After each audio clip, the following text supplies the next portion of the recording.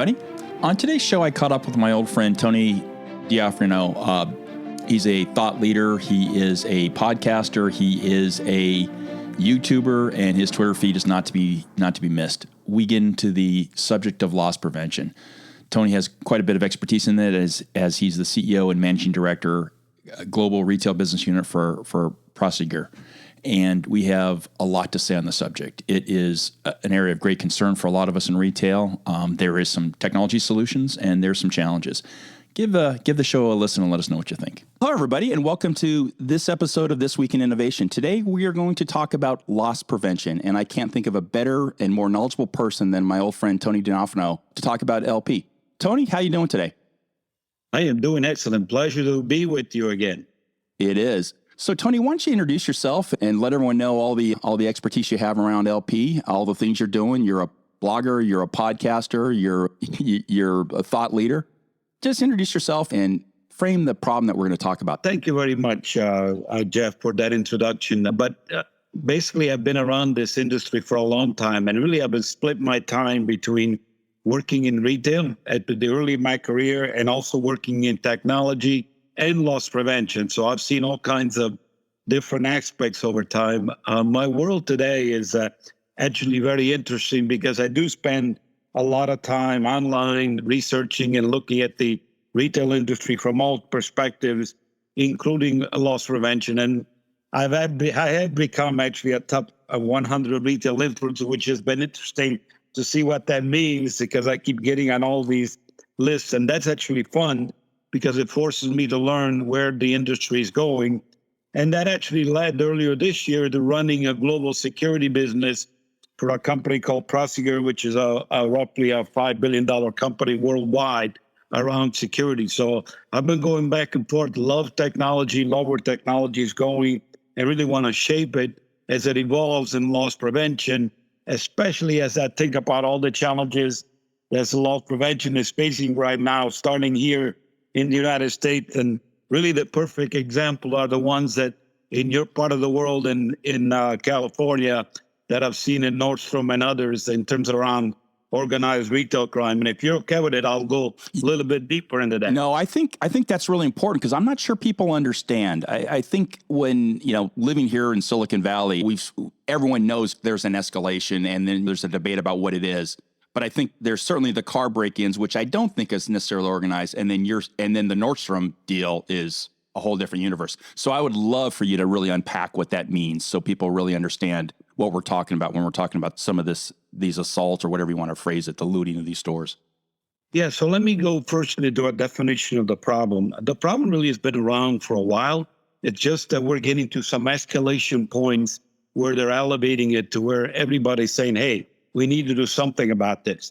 So organized retail crime has been an issue that retailers have been worrying for a while. So, for example, in the last loss prevention NRF survey on security that was published last fall, 69% of retailers said their organized retail crime was up in the previous year.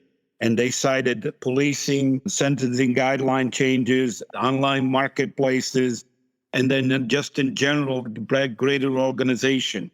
But more alarming, what's happened is these events are actually getting a lot more violent. And some of that was reflected really in what you saw in California. So in that same survey, 65% of respondents noted that there was an increase in violence and 37% said organized retail crime gangs were actually getting even more aggressive. So this aggressiveness in terms of crime, that's been a trend that's been ongoing, and retailers have been trying to fight it different ways. You have seen some escalation based on what's happened in California. To me, California was a tipping point. You can see it in terms of the reawakening, in terms of what governments are saying, in terms of stepping in, starting into what I've seen directly in California, in terms of what the mayors and the local and even the governors are saying in terms of we need to attack this problem and do a better job with this problem. But really, we're to me, at a tipping point where we're going to see some interesting evolution out of this. But it's been a problem that retailers have had in the back of their mind for a while. The way I see it, living out here, the attack on the Nordstrom store in Walnut Creek was probably either the high watermark or the low watermark. I mean, whatever you want to say. But to me, it feels like everyone here, not us in the business, but just people I'm around, has said, "Wow, this is actually a major problem, and we need to do something." That feels like the tipping point. Do you? And then all the viral videos too. We've been just overwhelmed with viral videos of what's happening in the city. Is that your tipping point you're referring to? I think that is a tipping point because it's really elevating the fact that this has been going on for a while. I think we got here for a bunch of reasons. I think technology has been one of the reasons we got to this point. It's gotten easier to actually do what happened in California. So to me, there's a congruence of factors that have come together to really create a better, if you can say it, a better organized retail crime framework, which is scary. So the online marketplaces, the fact that these folks can steal all that stuff and then really have a ready marketplace online to go sell it all and get decent prices or and since they're not paying anything for it, really make a lot of money selling it in online marketplaces. The smartphone itself, both in terms of communications and also the ability to, again, make that product available in online marketplaces almost as soon as you walk out of the store after you're stolen. Social media, so you can communicate and coordinate. That's another factor. And in my view, and that's actually one of the areas in this new role that I've taken on as the CEO of a security company, I don't think there's been enough innovation on the security side to combat that. So that's a factor. And then the final factor, really, the government has now stepped up. Online marketplaces is not a local problem. Yes, the problems that happen locally, but online marketplaces cross state borders. And so you need better coordination at the federal level. And I know there's some retailers that have sent a letter to Congress just in the past week, 20 plus retailers that said, "Hey, Congress, wake up, we need your help." And that included everybody from Walgreens, Target, CVS. They're all screaming for help because it's really cross-state is the problem, and we're still trying to solve it local. And then the final challenge that I've seen is that retail is not closely connected with law enforcement. Really, that relationship is still developing. For a long time, police got tired of responding to shoplifting because there was so much of it, and then hence you end up with the laws that you saw in California, where under $950, thank you, we will just give you a misdemeanor, and that led to store closures and so on. So the law enforcement to retailer linkage is not as strong as it should be. So those are some of the factors. So it's a whole bunch of factors coming together, reflected into ultimately what happened in California, which to me is a tipping point. I live here in the Silicon Valley, so I agree with everything you've said. But this is a problem across cities across the country. We're probably the most visible, but it's not just California. It's in New York, I assume, or tell me how. Yeah. And it's not because I speak to a lot of security individuals on the retail side. They're all facing it. A lot of them don't talk about it because ultimately you also tell them how you're actually catching them and what you're doing behind the scenes. I will tell you that there is some good attempts at attacking this from a technology point of view, and we can go into some of that. I would love to. Without divulging the methods of this podcast, how to steal. So we're like the magician here. We want to admire the art of the magician, but we don't want to know the secrets. But I guess two questions. One, what do we as consumers, because every consumer is clearly been impacted by this from a physical safety perspective, but then also just the cost. Everything that's stolen just adds to all of our costs. So what should we as consumers do? How do we support you in loss prevention, in our retailers? Clearly, it's a political issue. I don't know if you've seen what Mayor Breed had said this week, but she literally said a very strong message that her city, and I care about that city because my two kids live there, is being radically impacted. Speaker Pelosi has come in and talked about exactly what you're talking about. So now we're literally at the highest levels. I don't know if it's in the White House yet, but if the Speaker of the House is talking about it, and identifying these gangs, then or whatever you want to call them. you've got Yeah. you've got that awareness now. What do we do? Consumers need to be more aware in terms of what's going on. I think these tipping points that we're talking about here do to get the consumers more concerned. Ultimately, retailers have to project that their stores are safe to walk in, because if that projection goes away, then you got all kinds of other issues, including ending up where you did in California, where it's not worth even keeping the store open because I got more stealing than actually selling going on. So there's a combination of factors between consumers and retailers. My gut tells me we'll get better. I don't think you can rely on the government, because unfortunately laws do not come fast enough to address the problem. By the time those laws come, we've moved on. And you can see that in terms of what's happened with all the social media world and how Congress is struggling to keep up even with that level of laws.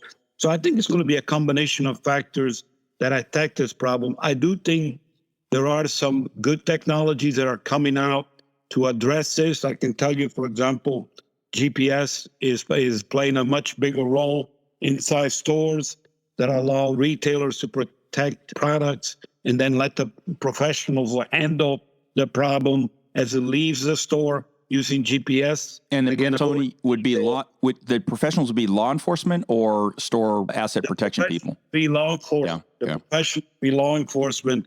I don't want to go into details how it's actually done, but I can tell you GPS is coming along as a very good technology, where basically once the asset leaves the geofence, we have Google Maps taking care of the problem. And that is actually emerging as a very strong solution in multiple sectors. And I can tell you some very large retailers have invested in those technology to address it.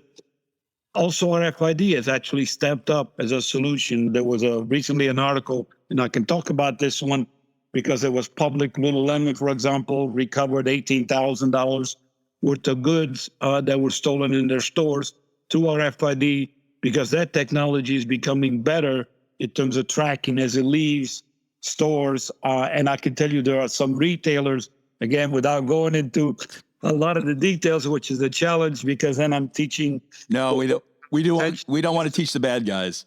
That's correct. So, but I can tell you there's all kinds of combination of technologies with RFID that have come together where I can identify much better who those individuals are and prevent them basically from doing that. And those technologies are deployed in multiple retailers in the United States.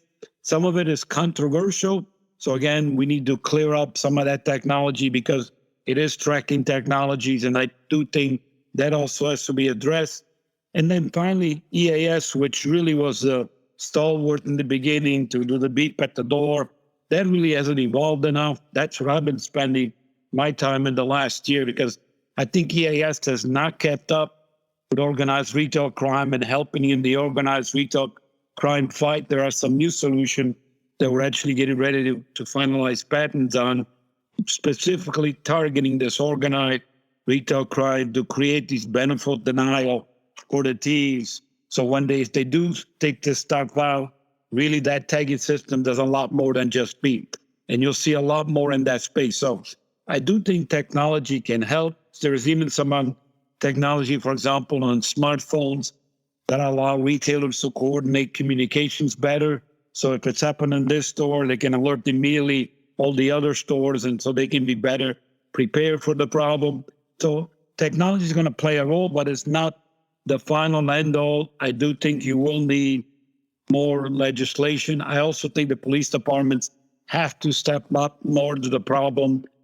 Some of the political challenges in the last year in terms of not policing, those we have to get over with, because they are part of the solution that we have to have in the mix. And as part of that, I do think we need greater cooperation between retailers and police departments and coordination, which that's lacking in my view today. I've been in a lot of security loss prevention meetings where these folks have complained that the police departments are not responding. We have events. I do think they got to get better at packaging the crime to let the police address it quicker. In other words, they got to do part of the work versus throwing all of it over the wall to the police department because they're swamped with everything else that they got to do. There was a very famous video of a shoplifter with a garbage bag going. I think I won't say which retailer it was, but literally just filling a garbage bag full of stuff with a loss prevention person literally watching them. And the person walked out of the door, and that particular loss prevention person got a lot of blowback on social media. I'm thinking that he was told not to do anything. In other words, not to engage or physically engage with the person that walked in to the San Francisco, I think it was a drugstore, literally just with a garbage sack, just filling. So this probably wasn't a professional, or I don't know if it wasn't, but it looked like it was just somebody filling up and walking out. How I don't know if you want to get into this or not. How hamstrung is loss prevention in dealing with these people? And if you don't want to talk about it, that's fine. As soon as I asked the question, I thought maybe I shouldn't. There is, and again, I don't want to get into too deep into this because I'm explaining. Tony, don't do that. Yeah, I shouldn't have asked that question. Let me say this because I think it's important. There is a factor that's happened because of everything else that's around us with the pandemic and masks and confrontation and the escalation of violence. To be frank, retail stores have become more violent. In fact, in 2020, I think, and if it was the last survey, there were like 500 plus people. I think it was 528 or something, people killed in retail stores. And the majority between inside stores and in parking lots.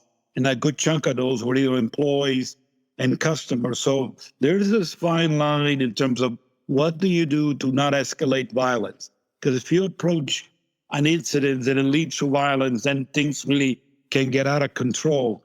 And so most retailers do have very clear laws that they give their employees or guidelines in terms of when to approach and not approach. And that's becoming even more critical because of all these confrontations that are going on. So they're relying on technology to do the after-the-fact investigation.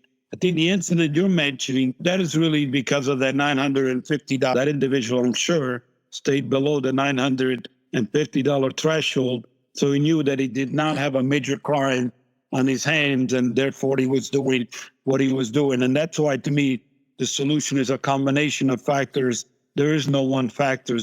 But the escalation of violence has been a major problem in retail. It's been brewing for a while. The pandemic, unfortunately, has accelerated because of all the confrontation with masks, no masks, and what happens after that. Yeah, so you have a pressurized environment to begin with. And by the way, you have everyone walking in with a mask, which has to just, as a loss prevention professional, must drive you. I don't know if I get why we're doing it, but we are doing it. And so if you're a loss prevention professional, literally everyone is masked, which makes your job, I don't know, twice as difficult, whatever. How do you identify people on masks? And the bad guys know that. No, I agree with you, but I do think, again, technology is getting better at identifying people behind masks. Some of that, it is controversial. I can tell you facial recognition would help in this scenario, but there's not enough good boundaries around facial recognition, again, from a government point of view. So that is very controversial. But in that scenario, and I know facial recognition is being played about in retail or tested in retail in different factors, but until we get better boundaries that even Microsoft is screaming about, give us better boundaries in terms of how we actually can deploy these technologies. And you saw also Facebook backing out of using facial recognition in their solutions.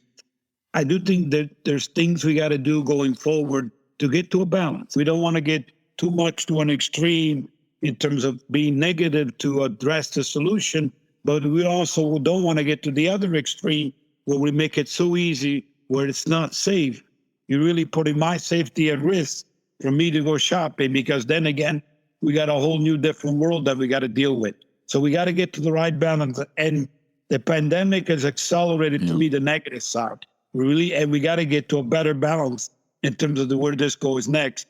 And I do believe that's a combination of technologies and really greater cooperation with law enforcement. So this retailer to law enforcement dynamic has to improve. And I have worked with some companies that do this exceptionally well. In the GPS world, for example, the companies that I've been working with, for example, they work with 8,000 police departments. So when you go on Google Maps, the police is there with you, and they're actually participating in that recovery in terms of going to pick up the individual.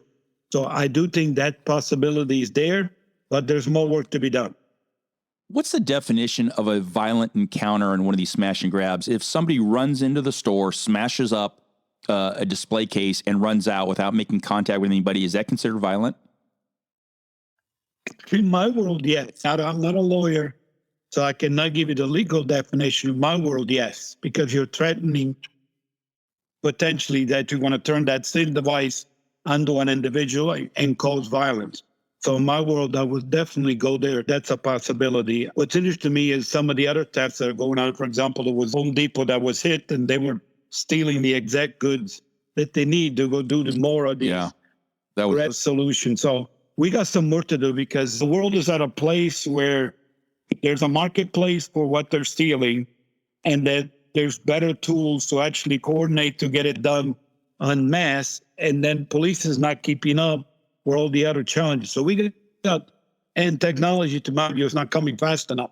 So we got a lot of work to do starting in 2022 if we're going to get ahead of this. What does 2022 look like then from your From my perspective, you're going to see these things appear here and there, just like you saw in California. It's not just a California problem, it's a national problem, partly because, again, it's so easy to coordinate because of that congruence of factors that I mentioned earlier. I do think we'll step up some of the technology factors.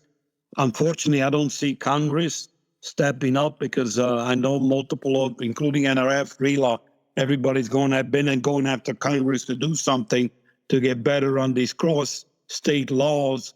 So I don't see Congress stepping up anytime soon, just based on everything else that they're trying to do, or just in general, they have not made this a major priority, even though I saw the comments that were made by Speaker Pelosi in terms of addressing some of the problems in California. So I don't think you can rely on the government. I think retailers will step up. And in fact, in that same survey for the National Retail Federation, what the National Retail Federation said in that survey is that 50% of, they're allocating 50% more on technology. So there's going to be more investment on technology. And by the way, more investment also on people. So there's more investment also going into putting the right people. I'm also seeing retailers doing a lot more training, a lot more in terms of de-escalating violence, a lot more training in terms of how you approach if you're going to approach. So there's a lot more intensive work going on. But in 2022, this problem doesn't go away. I do think we got more work to do. I'm pleased with the progress that technology's made. I am not pleased with the progress that's been made in terms of the legal framework.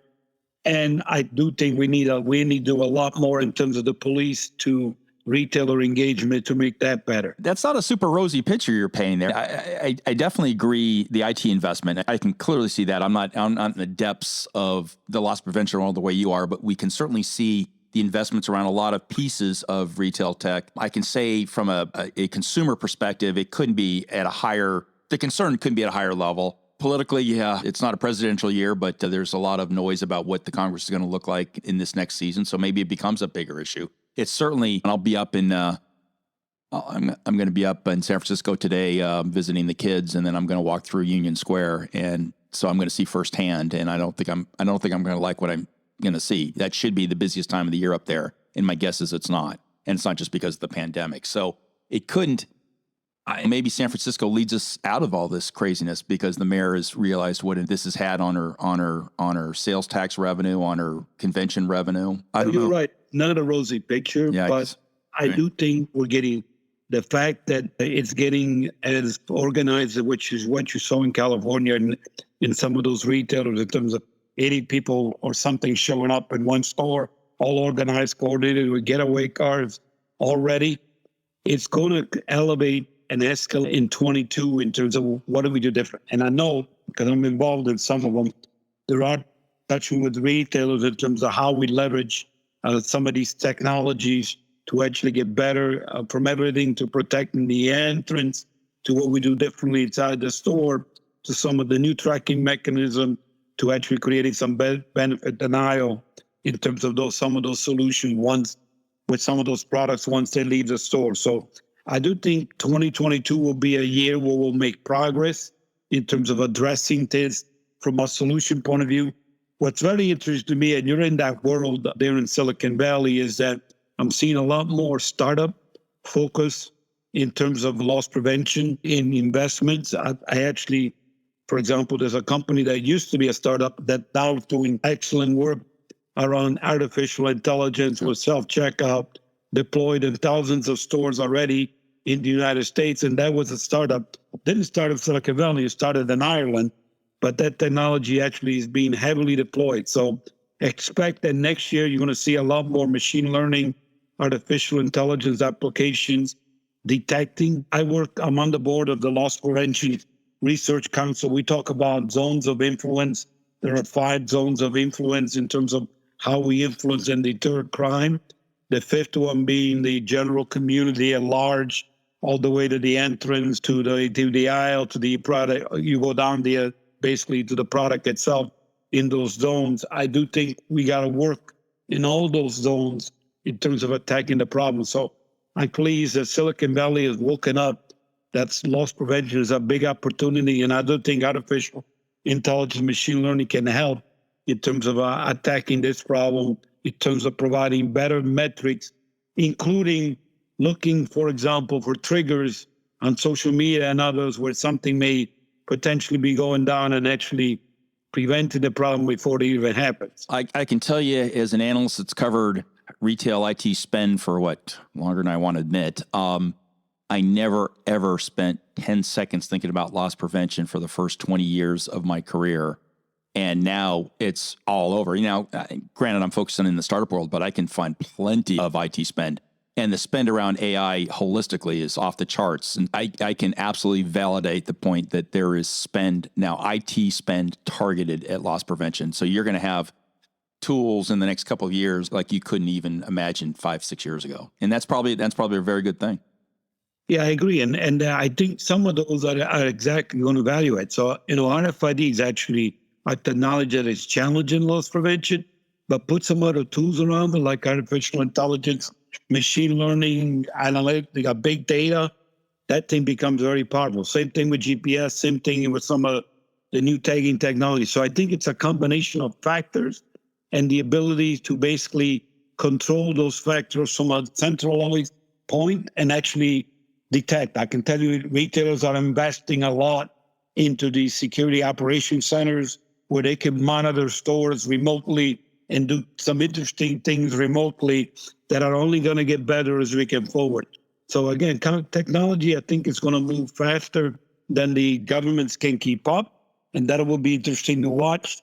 I think the big thing we got to focus on in 22 is the technology and also these police to retailer really relationships, and how do we make them better so the police does respond when they're called. Well, that's probably a pretty good place to cut it off. It sounds like I will need to spend a lot more time on the loss prevention beat of the startup world, and I look forward to it. And hopefully you can be my guide, Tony. I appreciate it. No, I'm looking forward to it. Just again, let's not divulge those methods. That's up to you. I'm getting better as I ask a question. I think I probably shouldn't ask that one. So yeah, I think we all want you to be very successful. So if any of us on the analyst world push too far, just slap our hands. We're used to that. Tony, thanks for joining us today. I appreciate it. Yeah, pleasure. Thank you very much. Thanks for tuning into today's episode. For more info, refer to the pod notes below. If you enjoyed this episode, please consider giving us a 5-star rating and review. It really helps us grow. I'm your host, Jeff Roster, analyst at large. If you want to connect, follow us on Twitter at JeffPR or at BrianSathianathan, or connect with us on LinkedIn. Visit my website at roster.retail.com or Brian's at iterate.ai. Until next time, stay safe and have a great week.